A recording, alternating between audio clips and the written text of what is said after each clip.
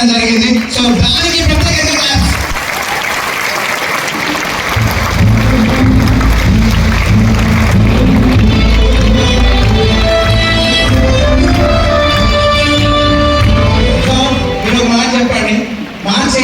అంతర్జాతీయ మహిళా దివసం జరుపుకోవడం బాగుంది, కానీ డైరెక్ట్ సెల్లింగ్ లో పనిచేసే మహిళలకు ఢిల్లీ సీఎం చేతుల మీదుగా అవార్డు ఇస్తారంటే ఎంత పెద్ద కంపెనీలో వర్క్ చేస్తున్నావు, ఎంత స్ఫూర్తిదాయకమైన బిజినెస్ ఉందో ఒకసారి మొదలు పెట్టండి.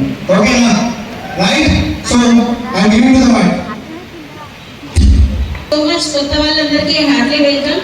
నా పేరు స్వప్న నగేష్. నేను హైదరాబాద్ నుండి రావడం జరుగుతుంది. Qualification MCA.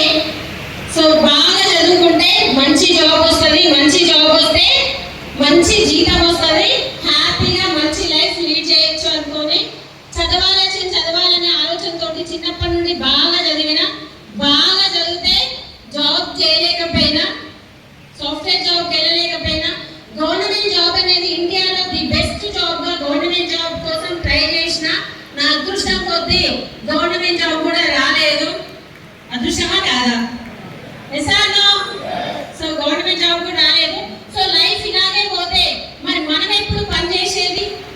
మనమంటూ డెవలప్ అవ్వాలన్నా, మనం ఒక అడగకుండా ఉండాలన్నా మనమంటూ ఏదో ఒక పని చేయాలా వద్దా? సో చెయ్యాలనే ఆలోచన మాత్రం స్ట్రాంగ్ గా ఉండేది.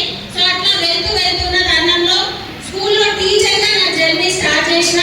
స్కూల్లో టీచర్గా ఒక 4 years చెప్తే అక్కడ నాకు ఇచ్చిన జీతం ఎంత? హైయెస్ట్ కంటే 10,000.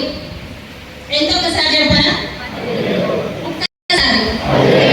నేను చదివితేనే చదువుకి జీతానికి ఏమైనా సంబంధం ఉందా? నేనైనా బయట కూడా అట్లనే ఉన్నారా? ఒక్కసారి ఆలోచన చేయండి.